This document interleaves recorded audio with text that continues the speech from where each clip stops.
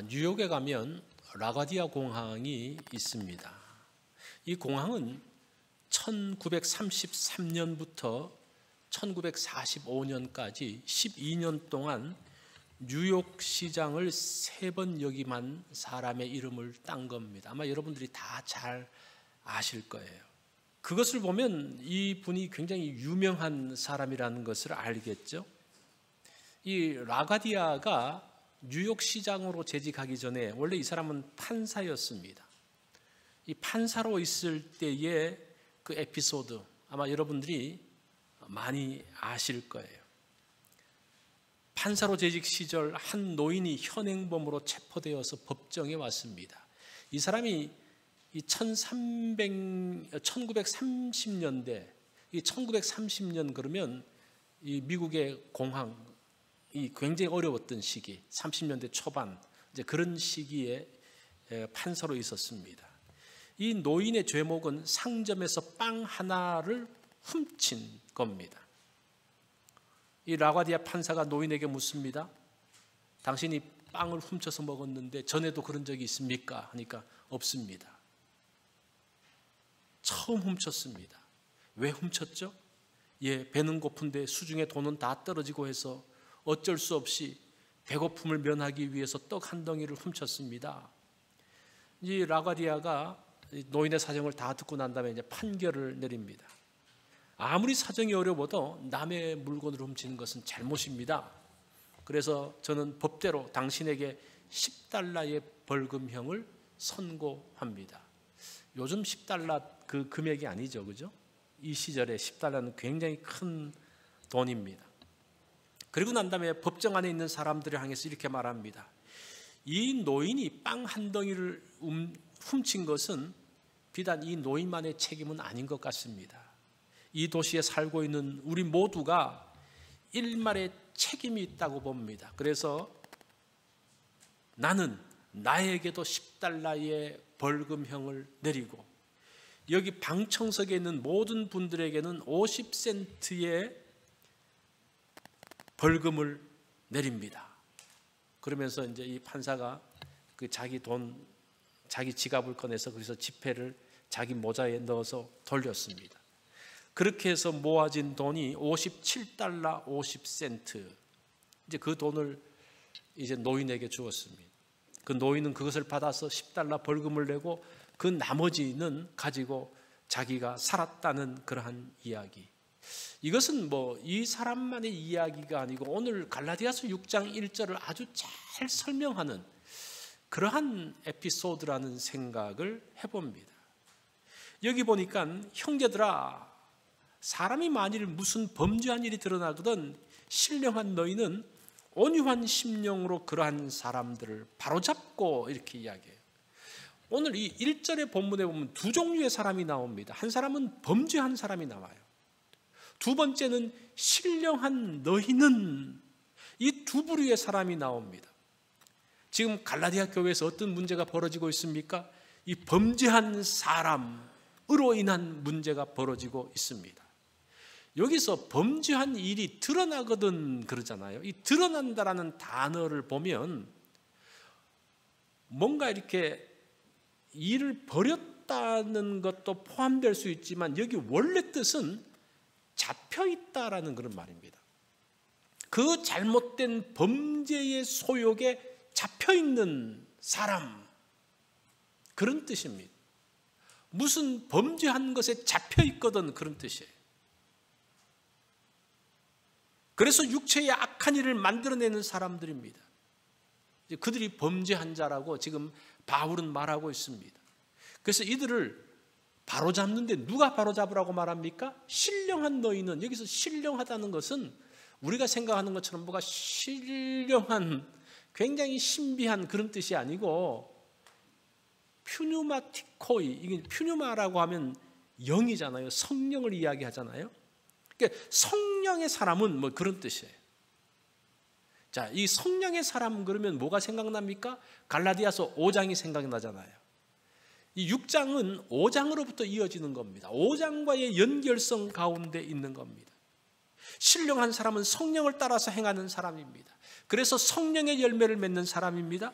그런데 범죄에 사로잡혀 있는 사람은 누굽니까? 육체의 소욕을 따라서 행하는 사람들입니다.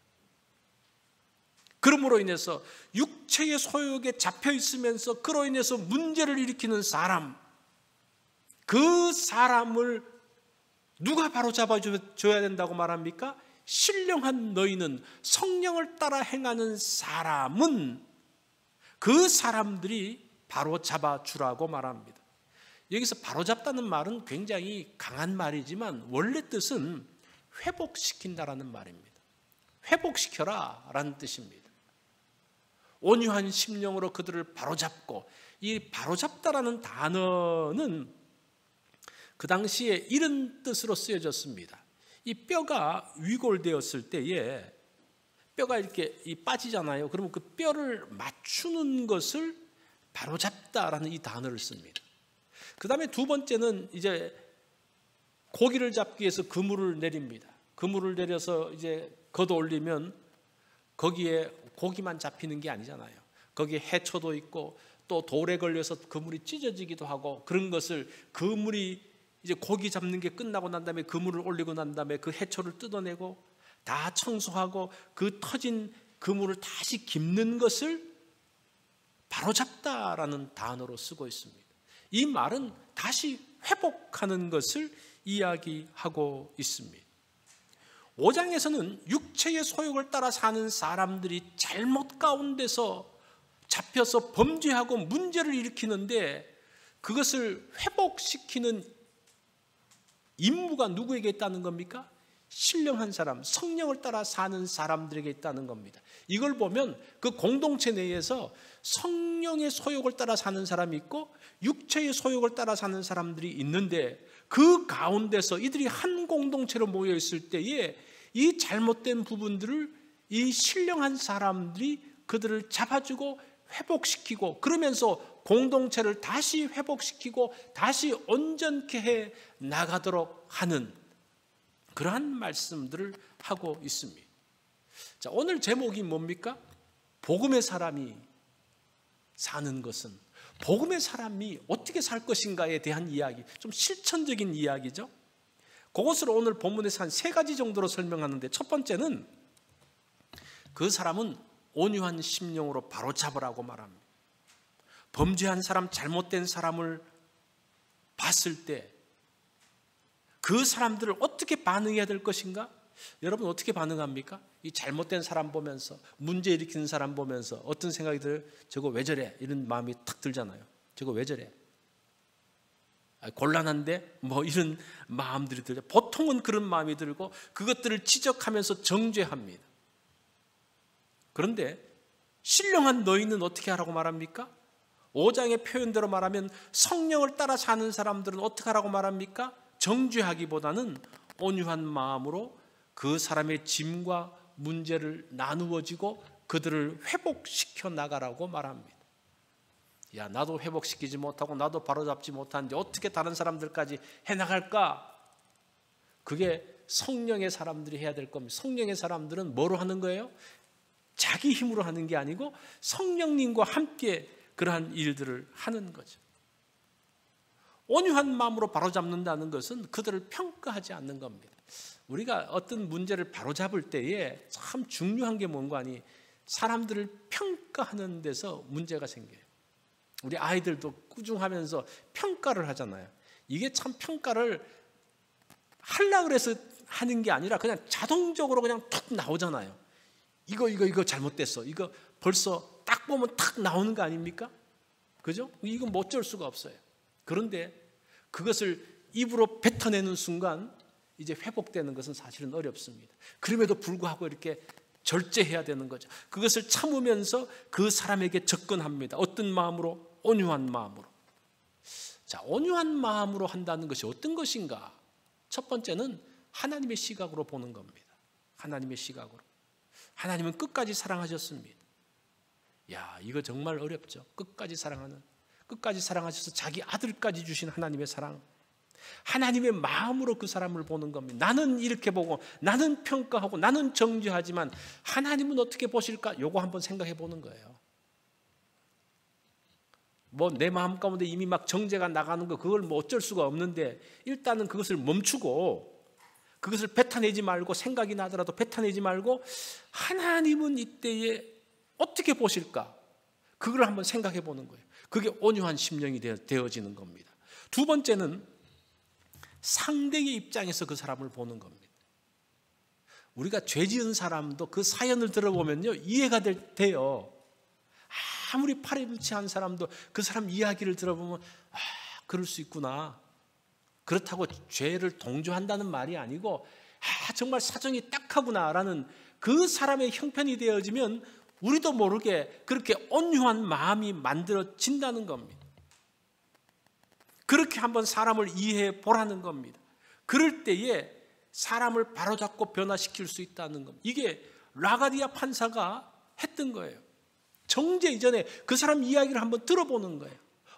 왜 그랬는지 한번 들어보는 거예요. 지금 일어난 현상으로는 도무지 용서할 수 없지만 이거는 잘못된 것이지만 왜 그랬는지 들어보는 겁니다. 그러면서 사실은 들어줄 때에 이미 그 범죄한 사람이 정말 나도 억울한 부분들을 말할 수 있을 때에 누군가 거기에 귀를 기울여 줄 때에 이 사람의 마음이 변합니다. 이 사람의 마음 가운데 감동이 있습니다. 그러면서 자기가 고치려는 그러한 마음이 있다라는 겁니다. 이게 온유한 마음이에요. 이 두 가지, 하나님의 시각으로 보고 상대의 입장에서 그 사람을 보는 겁니다. 그러면서 변화가 만들어진다는 겁니다. 이 범죄한 사람을 보면 악한 사람이 아닌데 어이없이 범죄할 때가 있습니다. 그 대표적인 사람이 누군가 다윗이에요. 이 다윗이 얼마나 훌륭한 사람입니까? 얼마나 정말 하나님을 따라서 나가는 사람입니까? 어이없이 범죄하는 그 범죄도 좀 파렴치한 범죄를 저지르잖아요. 다윗도 육체의 소력에 사로잡힐 때에는 어이없는 범죄를 저지른다는 겁니다. 이 다윗은 굉장히 풍성한 감성을 갖고 있는 사람입니다. 그 다윗이 아름다운 것을 보면요, 거기서 시가 나오고 거기서 노래가 나오는 사람이에요. 그 아름다운 것을 보면서 시를 쫙 쓰면 그 시편의 내용들이 다 그런 내용들이잖아요.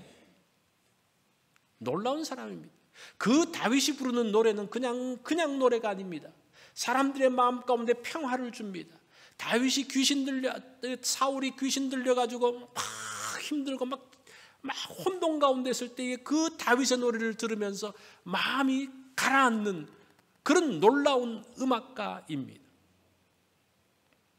아름다운 것을 아름답게 표현하는 사람인 다윗이 아름다운 여인을 봅니다. 그 아름다움에 도취되어집니다. 그 여인을 취하려는 마음을 갖게 되어지는 거예요. 이 왕의 백성은 다 자신의 것이잖아요. 다윗은 그 아름다움을 갖기 위해서 남편을 죽여버립니다. 그 가정을 파괴시킵니다. 그리고 그 아름다움을 가집니다. 이 사탄은 다윗의 그 약점을 집요하게 파고들면서 범죄하게 만들어요. 그러면서 파렴치한 범죄자로 만들어버립니다. 이 보세요. 그 다윗의 장점이 약점으로 바뀌어지는 그 순간 사탄은 그것을 놓치지 않고 그것을 정확하게 공격을 합니다. 그러면서 그냥 뻥 넘어지는 거예요. 뻥 넘어지는 정도도 그냥 보통이 아니라 이건 도무지 상상할 수 없을 정도로, 만약에 다윗 같은 사람이 오늘 우리 교회에 출석한다 그러면 여러분 받아주겠습니까? 우리 여성도들이 먼저 일어나겠죠. 저런 파렴치는 추방해야 된다. 남자들도 용납을 할 수가 없죠. 자, 이런 다윗이 용서받을 수 있습니까? 그런데 하나님은 다윗을 어떻게 대하는지 한번 잘 보세요. 일단 기회를 주셔요. 하나님의 사람, 신령한 사람 나단을 보냅니다. 그리고 자신의 잘못을 지적받는데 다윗이 회개해요. 참 이것도 다윗의 참 독특한 은혜가 임하는 거죠. 그러면서 다윗이 회복됩니다. 여기서 다윗이 회복됐다 그러면 여기서 또 열나는 사람이 있을 거예요. 저런 사람을 회복시켜, 저런 사람을 용서해줘. 그런데 다윗이 회복되는데 사실은 죄의 대가는 치러요. 다윗의 생애에 밧세바 사건 이후로는 다윗에게 영광이 더 이상 없습니다. 그전에는 영광이 있고 그전에는 승리가 있고 놀랍게 올라가던 다윗이 그 밧세바의 범죄 사건을 탁 하면서 인생에서 그 이후에는 그 다음부터 내리막길입니다. 그 가정 가운데 파탄이 일어납니다. 그 자녀들끼리 싸움이 벌어집니다. 아들이 아버지를 향해서 칼을 겨누고 있습니다. 이거는 죄의 대가를 치르는 거죠. 죄의 대가는 분명히 치러요. 그렇지만 하나님께서 그 죄에 대해서는 그가 회개했을 때 용서하고 있습니다. 다시 기회를 주시는 겁니다. 그래서 회개하면 용서받았다고 아무렇게나 살아서 안 되는 이유가 사실은 여기 있어요. 어떤 사람은 나 하나님께 다 용서받았는데 그거 아니에요. 용서는 받지만 자기의 죄의 대가는 정말 뼈저리게 느끼는. 그래서 범죄해서는 안 돼.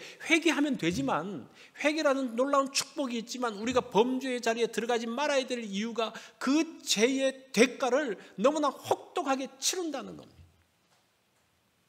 자, 어쨌든 지금 그렇지만 그 사람은 다시 살아납니다. 어쨌든 살아나요. 용서받고 회개하고 용서받으면서 다윗은 일단은 살아납니다. 그 사람을 살리고 공동체를 살리는 겁니다. 이게 이제 온유한 심령으로 사람을 바로 잡는 것을 이야기하는 겁니다. 그 죄의 대가에 대한 혹독함, 이제 그것은 지금 말하지 않고 지금 그 이야기를 하는 거예요. 그 사람을 다시 회복시켜주는 것을 이야기하고 있습니다. 그게 복음의 사람이 해야 될 모습입니다. 우리가 복음을 받았다고 그냥 나 혼자 그 복음을 받고 나 혼자 그냥 잘 살다가 나 혼자 천국 가는 그런 것이 아니라 복음의 사람들이 가지고 있는 그 책임감, 의무가 있다라는 겁니다. 두 번째는 자신을 돌아보는 겁니다. 죄를 짓고 잘못된 사람을 볼 때에 복음의 사람은 자신을 돌아봅니다. 이게 타산지석이라고 그러잖아요. 그죠? 다른 사람을 보면서 나를 보는 거예요. 아, 저런 사람이 저런 잘못을 저질러? 나도 그럴 수 있지. 그러면서 자기 자신을 돌아보는 거예요. 자, 1절 중간을 보니까 너 자신을 살펴보아 너도 시험을 받을까 두려워하고. 우리가 다른 사람의 범죄와 실수를 다룰 때에 나도 그렇게 범죄할 수 있다는 생각을 가지고 그런 태도로 접근을 하면요, 굉장히 유익이 있어요. 그리고 그 상대와 공감대를 만들어 갈 수가 있습니다. 그럴 때에 나를 바로잡을 수 있습니다. 5절에 보면 각각 자기의 짐을 지라. 여기서 자기의 짐이라는 것은 내가 해야 될 일들을 하라는 그런 말입니다. 그럴 때에 나를 지키고 새롭게 될 수가 있습니다. 범죄한 사람을 보면서 그냥 그 사람을 정죄하고 끝나기보다는 나를 돌아보면서 나를 다시 한번 새롭게 하는 기회로 만들어야 됩니다. 톨스토이가 이런 이야기를 했어요. 모든 사람은 인류를 변화시킬 생각을 한다. 그러나 자기 자신을 변화시킬 생각을 하는 사람은 별로 없다. 이 사람들은 다 뭔가 세상을 바꾸려고 그래요. 세상도 바꾸고 사회도 바꾸고 교회도 바꾸고 우리 집도 바꾸고 내가 다 바꾸려고 합니다. 그런데 나 자신이 바뀌려는 생각은 하지 않는다는 거예요. 거기서부터 문제가 생기는 거죠. 변화는 어디서부터 시작됩니까? 나 자신에게서부터 시작됩니다. 우리가 흔히 하는 이야기지만 부부관계가 좋아지지 않는 것은 상대를 변화시키려고 하기 때문이라고 말합니다. 일반적으로 그렇게 이야기를 해요. 그 전문가들이. 그러면서 나 자신부터 변화를 시도해 보십시오라고 말합니다. 그런데 어떤 생각이 드는 거 아니? 내가 변하면 배우자도 변할까? 이런 생각이 들어요. 아니면 나만 변하고 끝날까? 이제 그게 걱정이지 않습니까? 그 걱정 때문에 내가 안 변하려고 그러잖아요. 혹시 나만 변하고 나만 손해보는 게 아니냐? 자, 이 말씀은 사실은 나를 돌아본다는 것은 나 자신이 변화된, 그래서 이것은 모험이에요. 내가 변화되어지고 나 자신을 돌아본다는 것은 쉬운 일이 아닙니다. 모험입니다. 그러면서 변화로 가는 모험이 된다는 겁니다. 9일 동안 천국 만들기라는 그 사랑 칼럼이 있습니다. 여기 보면 이런 이야기가 나옵니다. 어떤 부인이 가정생활이 힘들어서 비관하면서 하나님 기도하며, 하나님 나 더 이상 너무 힘들어서 못 살겠습니다. 그냥 하나님 저를 데려가 주세요. 그냥 천국 가고 싶어요. 그래서 하나님께서 이제 응답하십니다. 그래, 알았다. 그런데 네가 죽고 난 다음에, 마지막으로 네가 떠나고 난 다음에 너희 집이 그냥 지저분하고 그 정리가 안 되면 사람들이 너한테 별로 좋지 않게 이야기할 게 아니냐. 그러니까 한번 집안을 한번 잘 정리해보고 그리고 떠나라. 그 말을 들으니까 그런 것 같거든요. 죽고 난 다음에도 손가락질 받으면 안 되잖아요. 그래서 이제 돌아보면서 막 집안에 이제 막 이 복잡한 것을 다 정리합니다. 깨끗하게 3일 동안 깨끗하게 다 정리를 했습니다. 3일 후에 하나님께서 오셔서 또 이 부인에게 이야기합니다. 수고했다. 이제 가도 되는데 너 죽으려고 하니까 너 애들이 걸리지 않냐? 그래도 아이들이 죽은 후에 야, 우리 엄마는 정말 좋았다. 정말 나를 사랑했다는 그 말은 들어야 되지 않겠냐? 너 앞으로 3일 동안은 정말 최선을 다해서 아이들을 사랑해보고 아이들을 한번 잘 돌봐봐라. 그러니까 이 부인이 마지막이니까 이 3일 동안은 아이들에게 하지 않던 맛있는 요리를 만들고 다시 못 볼 걸 생각하면서 아이들을 최선을 다해서 사랑하면서 함께 좋은 시간을 보냈습니다. 그렇게 또 3일이 지났어요. 3일이 지나고 난 다음에 또 이제 하나님께서 오셔서 말합니다. 너 이제 갈 때가 다 됐는데 그래도 마지막으로 너 남편 한번 봐라. 너 남편 때문에 많이 속 썩었지? 네가 죽은 후에 남편이 그래도 우리 아내는 참 좋았지라는 생각을, 그런 좀 생각이라도 해야 되지 않냐? 한번 3일 동안은 네가 내키지 않더라도 마지막으로 한번 정성껏 남편을 섬기고 이제 떠나자. 그런 말 들으니까 또 그렇잖아요. 그래서 또 이제 열심히 또 남편에게 또 최선을 다해서 했습니다. 이제 9일째 이제 하나님께서 다시 오셔서 말씀합니다. 자, 이제 가자. 나와 함께 가자. 그런데 그 전에, 가기 전에 네가 너희 집안들을 한번 돌아보라.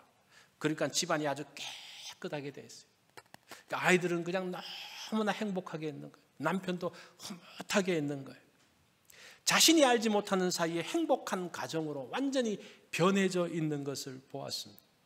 이제 그 모습을 보니까 떠나고 싶지가 않은 거예요. 야, 이렇게 다 행복을 만들었는데 내가 왜 떠나지? 결혼 후에 처음으로 내 집이 천국이구나라는 생각이 들었습니다. 부인이 묻습니다. 하나님, 이 행복은 어디서 왔죠? 그것은 네가 9일 동안 네가 만든 거야. 그러니까 부인이 말하기로, 그래요? 그러면 여기서 한번 천국을 만들어 볼래요? 이게 이제 사랑 칼럼으로 이제 그 이한규 씨가 쓴 그런 내용입니다. 지옥 같은 가정이 천국으로 변하는 것은 어디서 시작되어집니까? 내가 내 짐을 질 때에, 짐을 진다는 것은 내 임무, 내 직무를 이야기하는 겁니다. 이거는 지금 이 칼럼은 그 아내에게만 이야기했지만 똑같이 남편에게도 똑같이 적용되어져요. 그렇죠? 내 자신이 내 짐을 지고 내 직무에 충실할 때에, 내가 먼저 변하고 내가 먼저 새롭게 되어졌을 때에 새로운 무엇인가 만드는 천국이 만들어지는 그러한 모습들을 말하고 있습니다. 그것이 자기의 짐을 질 때에 일어나는 일이라는 겁니다. 그래서 복음의 사람은 내 일에 대해서 충실하게 하는 게 중요해요. 내 일은 하지 않고 다른 사람 일들만 간섭하고 다른 사람 일들만 지적하면서 했을 때는 그거는 성령님과 함께 따르는 삶이 아니라고 이야기를 합니다. 나 자신을 돌아보면서 먼저 내가 해야 될 일을 하는 그것, 무슨 범죄한 일이 있거나 실수한 사람을 볼 때에 신령한 너희는 어떻게 해야 되는가? 온유한 심정으로 그런 사람을 바로잡을 뿐 아니라 나 자신을 돌아보면서 나 자신의 온전치 못한 것을 보면서 나를 다시 새롭게 만드는 것이 성령의 사람임을 말씀을 하고 있습니다. 그게 두 번째. 세 번째는 서로의 짐을 지라고 이야기합니다. 2절을 봅니다. 우리 다 같이 한번 읽어볼까요? 시작. 너희가 짐을 서로 지라. 그리하여 그리스도의 법을 성취하라. 짐을 함께 질 때에 그리스도의 법을 성취한다. 이 그리스도의 법은 사랑의 법을 이야기합니다. 성경을 하나로 말하면요, 이 성경 신구약 전체를 하나로 말하면 사랑의 법이에요. 그거를 둘로 말하면 하나님을 사랑하고 이웃을 사랑하는 두 개의 사랑의 법입니다. 이게 성경 전체입니다. 그게 또 10계명으로 나눠지면 1계명부터 4계명은 하나님을 향한 계명이고 5계명부터 10계명까지 6계명은 이웃을 향한, 이웃을 사랑하는 것에 대한 것들을 말하고 있습니다. 그렇게 말하죠. 자, 1절을 보면 범죄한 일이 드러나거든. 이 드러난다는 말은 잡혀 있다는 말이라고 그랬죠. 이 잡혀 있다는 것은 혼자의 힘으로서는 빠져나올 수 없는 그런 뜻이에요. 이게 범죄한 사람을 보면요, 자기가 거기서부터 탁 나와서 뛰쳐나오면 뭐 그 사람은 문제가 없죠. 우리가 도와주지 않아도 되죠. 그런데 어떤 사람이 문제입니까? 거기 사로잡혀 있어요. 빠져나오지 못해요. 거기서 어찌 할지를 알지 못해요. 그런 사람들을 이야기하는 겁니다. 그래서 여기서 2절에 보면 그 사람들과 짐을 서로 지라 그러잖아요. 짐을 서로 진다라는, 여기서 짐이라는 말이 무엇인가 하니 무거운, 흉악한, 내가 감당할 수 없는, 그래서 그 사람이 감당할 수 없는, 거기서 사로잡혀 있는 곳에서부터, 그 무거운 짐에서부터 함께 짐을 지면서 그를 끄집어낼 것을 이야기하고 있습니다. 그것이 지금 2절이에요. 짐을 서로 진다는 것이. 오늘 그 갈라디아서 6장 1절부터 5절까지 보면 짐이라는 게 두 번 나와요. 한글로는 똑같은 짐인데 제가 두 번째에서 각자 짐을 진다는 말씀을 드렸잖아요. 이 각자 짐을 진다는 말은 어떤 뜻인가 하니 5절에 보면 자기가 감당할 수 있는 짐이에요. 그건 하나의 짐을 이야기하는 겁니다. 2절에 나오는 짐이라는 것은 감당하기 어려운 무거운 짐, 내가 할 수 없는 짐. 이 헬라어 성경도 그렇고 영어 성경도 그렇고 다른 단어를 쓰고 있어요. 그래서 각자 자기의 짐을 지라는 것은 두 번째 대지의 내용이고, 세 번째는 무엇인가 하니 내가 감당할 수 없는 짐, 또 특히 범죄한 사람이 감당할 수 없어서 거기서 빠져나오지 못할 때에 그 짐을 서로 질 것을 말씀을 하고 있습니다. 나누어져야 될 짐이 무거운 짐이에요. 그래서 이 복음 가운데 있는 사람들은 나 자신을 돌아볼 뿐 아니라 다른 사람의 그 범죄 가운데 빠져 있고 그 짐에서 헤어나지 못할 때 그 사람과 함께 짐을 나누어지면서 그 사람을 돕고 거기서부터 빠져나올 수 있도록 하는 겁니다. 이런 무겁고 흉악한 죄짐을 감당하신 분이 있잖아요. 예수 그리스도가 그 일들을 하셨어요. 나의 그 무거운 짐들을 대신 져 주셨습니다. 또 우리가 감당할 수 없는 무거운 짐을 져주신 분이 또 있는데 누굽니까? 우리의 부모님들입니다. 부모님들이 우리의 감당할 수 없는 짐들을 졌습니다. 이 자녀들을 보면요, 다 자기가 잘나서 뭐 잘한 것 같아요. 지금 뭔가 이렇게 이제 대학 졸업하고 이제 뭐 취직해가지고 뭔가 돈도 잘 벌고 이렇게 하면 자기가 잘나서 한 것 같은데, 사실은 그 어렵고 힘든 순간에 그 부모님을 통해서 그 함께 짐을 져주면서 그 어려움들을 사실은 헤쳐나간 거예요. 그래서 여기서 서로 짐을 지라고 했을 때에 부모 같은 심정으로 사실은 그게 포함되어지는 거예요. 하나님의 마음으로라는 것이 그 가운데 포함되어집니다. 그래서 성령의 사람은 이 일들을 할 것을 말씀하고 있습니다. 인도를 위해서 헌신했던 썬다싱이라는 분이 있습니다. 뭐 이분을 아는 분들이 많을 거예요. 이분의 스토리도 아는 분들이 있을 거예요. 어느 추운 겨울날 썬다싱이 높은 산을 넘어서 가다가 눈보라를 만납니다. 그 겨울의 눈보라 때문에 정말 엄청난 추위와 눈보라를 가는데 가다 보니까 한 사람이 쓰러져 있는 거예요. 죽어가고 있는 거예요. 야, 이걸 어떻게 해야 될까? 갈등이 생기는 거죠. 나도 지금 급하게 가고 나도 여기서 얼어 죽을지 모르는데 이 사람 어떻게 해야 될지. 그래도 이 사람이 이제 복음 전도자니까 그 쓰러진 사람을 이제 업고 가는 거예요. 뭐 죽을 힘을 다해서 그냥 마을까지 도착을 했습니다. 그래서 이제 거기서 이제 하룻밤을 지냈습니다. 그리고 그 쓰러져 가던 사람도 이제 많이 회복됐습니다. 근데 그 다음 날 한 소식을 듣고 깜짝 놀랍니다. 자기보다 먼저 갔던 두 명이 그 산을 넘어서 추운 길을 가다가 두 사람이 동사에서 죽었다는 거예요. 그러면서 드는 생각이 자신도 분명히 그냥 갔으면 죽었을지 모른다는 생각을 하는 거예요. 그런데 이 쓰러진 사람을 메고 가면서 그 힘들면서 땀을 흘리고 이 사람의 체온과 이 썬다싱의 체온이 부딪히면서 살아났음을 깨닫는 겁니다. 여러분, 이거 그냥 이 사람의 에피소드로 끝날 것이 아니라 우리의 삶들 가운데서 마찬가지예요. 누구를 도와주고 누구와 함께 하면서 오히려 우리가 살아나는 것 아세요? 지금 그 말씀을 하는 거예요. 지금 세 번째, 서로의 짐을 지라고 이야기했을 때에 그 이야기예요. 정말 그 사람과 함께 있으면서 그 사람을 위해서 기도하면서 그 과정들을 통해서 내가 영적으로 풍성해지고 그런 어려움들을 통해서 정말 힘들지만 그 어려운 과정들을 통해서 내가 오히려 정말 복음의 사람으로 서게 되어지고 그 사람이 살아나는 그 가운데서 생명의 역사가 나타나는 것들을 보게 된다는 겁니다. 서로 짐을 지면서 살아나는 거예요. 사실은 우리가 공동체가 그런데 특별히 중요한 게 가족이 그렇잖아요. 가족이. 참 이 가족이라는 게 참 하나님께서 만드신 정말 독특한 뭐예요? 독특한. 다른 사람들은 다 손가락질해도 가족이기 때문에 그냥 가잖아요. 그죠?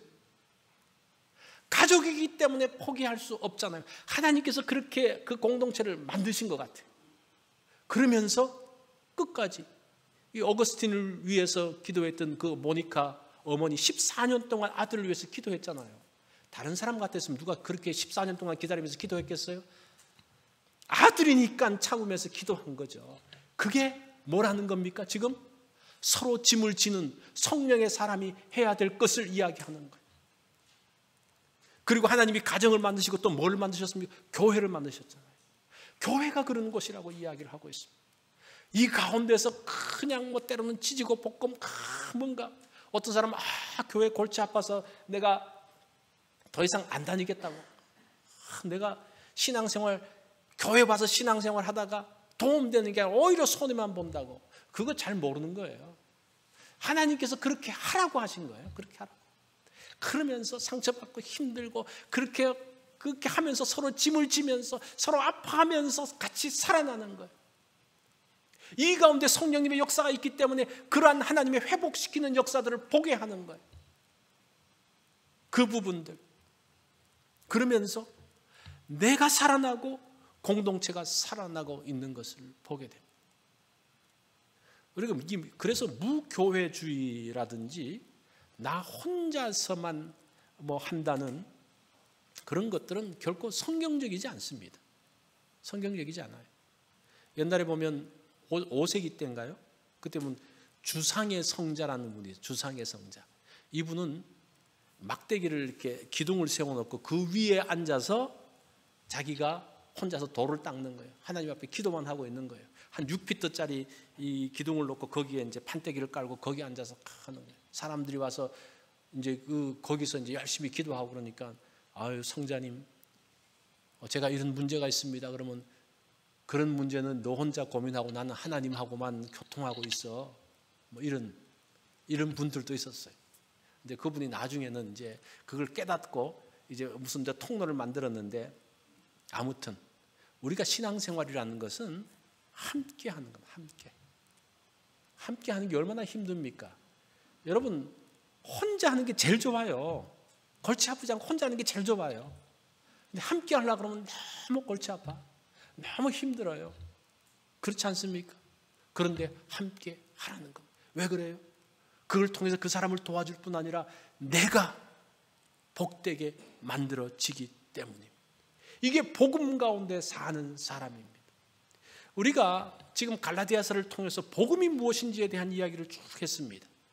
이제 그러면서 지난주부터 어떤 이야기를 합니까? 그러면 복음의 사람은 어떻게 살아야 할 것인가? 그 복음의 자유 가운데 있는 사람들은 어떻게 살아야 될 것인가에 대한 이야기들을 하고 있습니다. 자유함을 입은 사람이 복음으로 사는 것이 어떤 것일까? 오늘 세 가지를 말씀하잖아요. 온유한 심령으로 사람들을 돌아보는 것. 온유한 심령, 이 두 가지 여러분 기억하십시오. 뿐만 아니라 자기의 일을 돌아보는 것, 자신을 돌아보는 것, 늘 자신을 돌아보는 것. 그리고 마지막 세 번째는 다른 사람의 어려움을 돌아보면서 함께 하는 것입니다. 그럴 때 내가 살아나요.